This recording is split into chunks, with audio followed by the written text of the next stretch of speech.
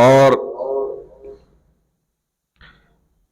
دجال جب پوری دنیا میں چکر لگا لے گا تو حضرت عیسیٰ علیہ السلام نازل ہوں گے، جس وقت مسلمان سارے کے سارے پریشان ہوں گے کہ اس دجال کا مقابلہ کیسے کرے۔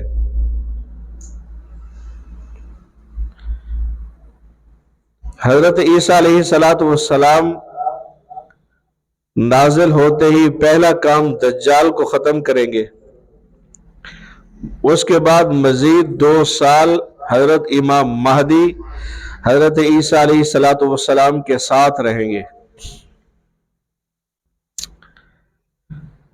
تو امام مہدی رضی اللہ تعالیٰ عنہ کے ہوتے ہوئے دجال ظاہر ہو جائے گا۔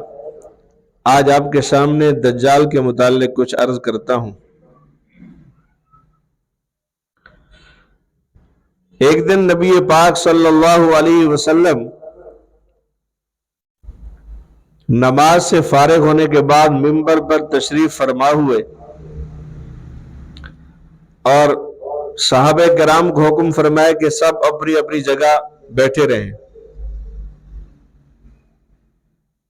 اور فرمایا کہ میں تمہیں کسی چیز سے ڈرانے یا دھمکانے کے لیے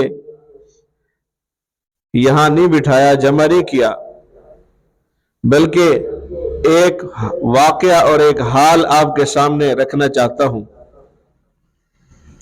صحیح مسلم شریف کے اندر یہ حدیث موجود ہے۔ حضرت فاطمہ بنت قیس رضی اللہ عنہا اس حدیث کی راویہ ہیں۔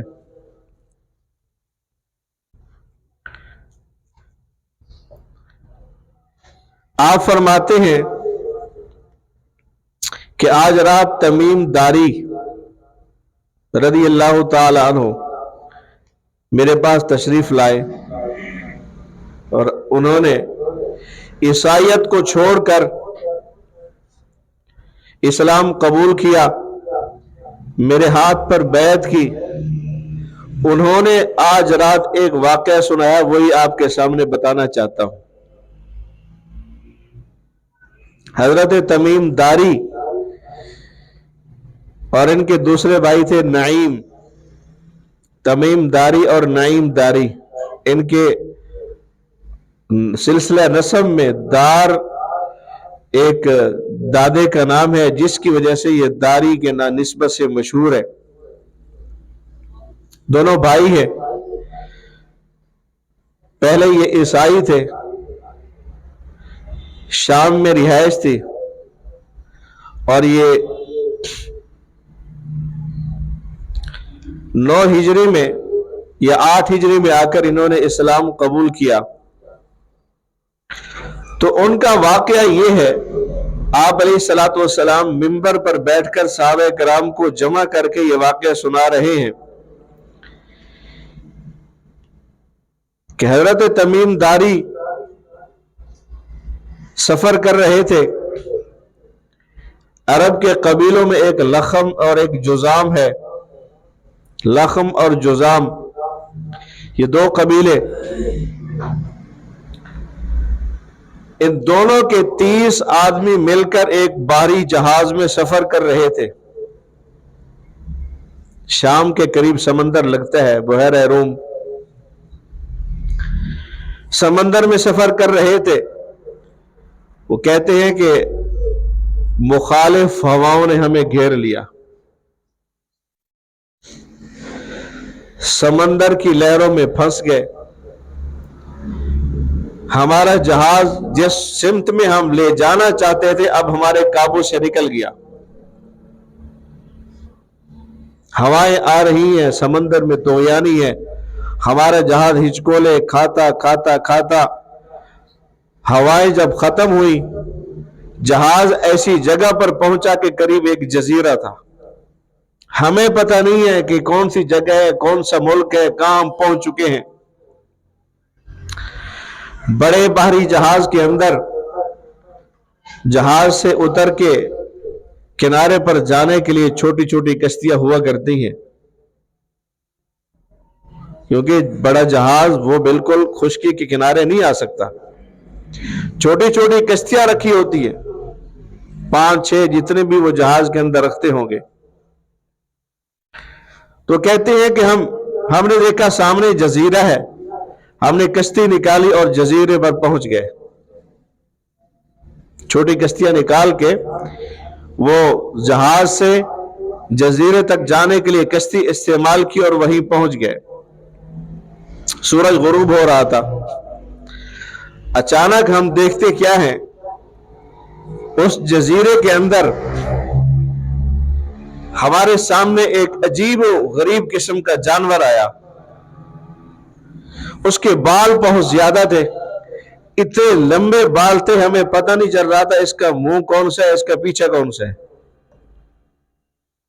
हमने पूछा, यार तू क्या बला है, कौन सी बला है, क्या चीज है?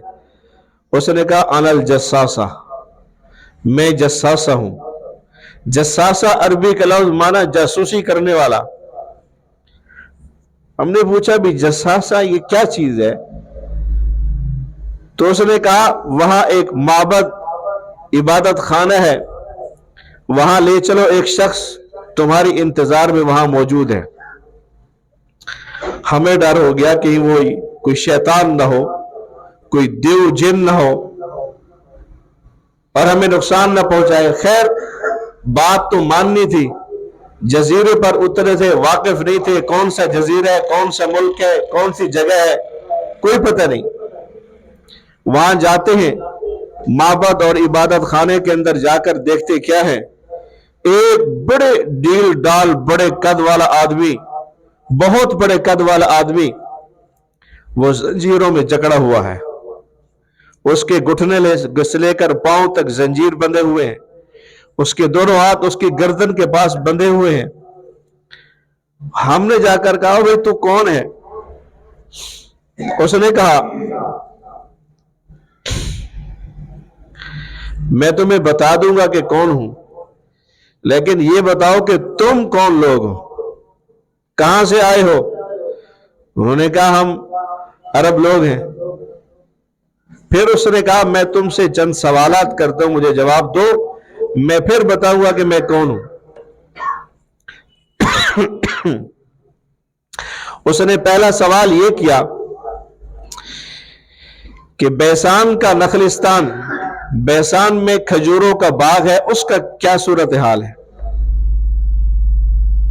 हज़रत तमीम दारी कहते हैं, हमने कहा बैसान के नखलिस्तान खजूरों के बाग के मुतालिक आप क्या पूछना चाहते हैं?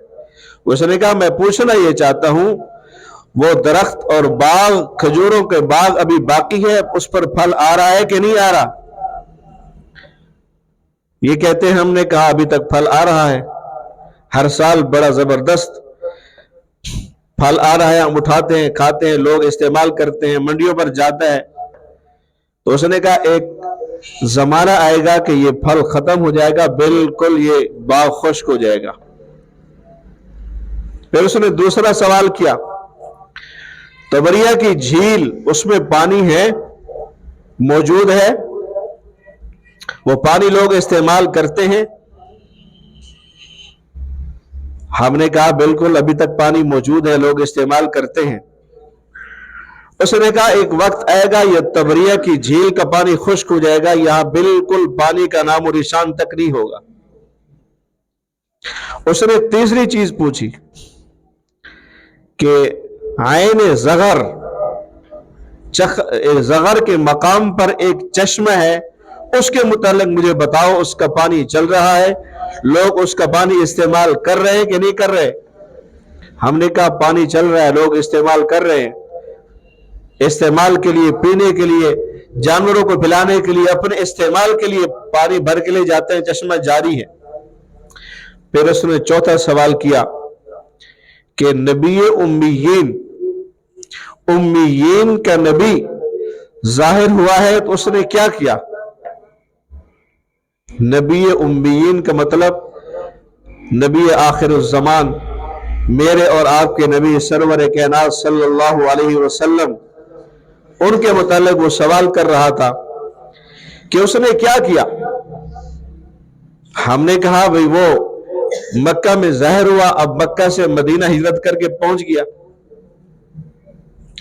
پھر وہ سوال کرتا ہے کیا اس نے عربوں سے جنگ کی ہے؟ ہم نے کہا بالکل جنگ کی ہے، اس نے کئی جنگیں لڑی ہیں، آخر میں وہ غالب آ گیا اور سارا عرب ان کا مطیع اور فرما بردار ہو گیا ہے۔ پھر سن 9 ہجری کی بات ہو رہی ہے،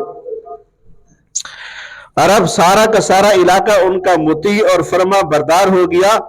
جنگیں ہوئی، جنگ کے بعد ہر کوئی مفتوح ہوتا گیا، مغلوب ہوتا گیا، آپ علیہ الصلوۃ والسلام نبی امیین صلی اللہ علیہ وسلم غالب آ گئے۔ پھر اس نے اپنا تعارف کروایا، یہ سوالات 5 اس نے سوال کیے، 5 سوالات کرنے کے بعد وہ کہتا ہے انا الدجال، میں دجال ہوں۔ جب یہ سارے کام ہو گئے، جو نشانیاں سوالات میں تم سے پوچھنا چاہ رہا تھا پوچھ لیا، ان قریب مجھے ظاہر ہونے کی اجازت ملے گی، میں بے ظاہر ہو جاؤں گا۔ پھر اس نے ان کی رہنمائی کی، یہ اپنے سفر سے واپس آ گئے، اپنے علاقوں میں پہنچ گئے۔ یہ واقعہ تھا حضرت تمیم داری کا، جس وقت عیسائی تھے، انہوں نے سفر کیا تھا اور دجال کے یہ سوالات اس نے اپنا تعارف کروایا کہ میں دجال ہوں۔ آپ علیہ الصلوۃ والسلام منبر پر تشریف فرما تھے، عصا مبارک ہاتھ میں تھی، منبر پر زور سے اس کو مارا، فرمایا ہاذہ طیبہ، یہ مدینہ طیبہ ہے، یہ مدینہ طیبہ ہے، پاکیزہ شہر ہے۔ جوش میں آ کر ایک عصا کو منبر پر مارا اور کہا، فرمایا کہ میں تمہیں دجال کے بارے میں بتایا کرتا تھا، تمہیں دجال کے بارے میں ڈرایا کرتا تھا، اور میں نے تمہیں بتایا تھا کہ یہ کسی سمندر کے علاقے سے ظاہر ہوگا، بحیرہ روم یا بحر یمن، ان کے علاقوں میں سے کسی علاقے سے ظاہر ہوگا۔ لیکن آپ نے فرمایا کہ اب ان کی بات سن لو، وہ دجال جو ہے مشرق کی طرف سے نکلے گا، اور آپ نے مشرق کی طرف اشارہ کر کے فرمایا مشرق کی طرف سے ظاہر ہوگا۔ دجال کا اس حدیث کے اندر یہ مختصر سا تعارف ہے۔ یہاں پر آپ کی معلومات کے لیے میں ایک بات بتاتا چلوں، حدیث میں کسی علاقے کا نام نہیں ہے، سمندر کا نام بھی نہیں ہے، کون سا سمندر تھا، اتنا ہے کہ جہاز گم ہو گیا، کسی جزیرے کے پاس پہنچ گیا، ہم وہاں اترے اور ملاقات ہو گئی، باتیں ہو گئی، پتہ نہیں ہے کون سا جزیرہ ہے۔ مفتی ابو لبابہ کراچی کے ہیں، جامعۃ الرشید کے استاد الحدیث بھی ہیں اور رئیس دار الافتاء بھی ہیں، انہوں نے کتاب لکھی ہے دجال کے حالات پر۔ اس کے اندر انہوں نے جزیرہ تکون کا ذکر کیا، 3 کونوں والا ایک جزیرہ ہے، اور یہ کس طرف ہے؟ مغرب کے جو علاقے ہیں، امریکہ، کینیڈا، ان کے آس پاس سمندر ہے، وہاں پہ ایک جزیرہ تکون ہے، اور آج تک اس جزیرے تک کوئی نہیں جا سکا، حتیٰ کہ یہ جو علاقے دریافت کرنے والے سیاح لوگ ہیں، مختلف علاقوں میں جا کے جزیرے دریافت کرتے ہیں، وہاں کی ساری معلومات لیتے ہیں، اگر کچھ لوگ وہاں گئے بھی ہیں تو واپس نہیں آ سکے۔ اتنی معلومات ان کو ملی ہے، انہوں نے اس اپنی کتاب کے اندر وہ ساری معلومات لکھی جو آپ کو میں بتا رہا ہوں۔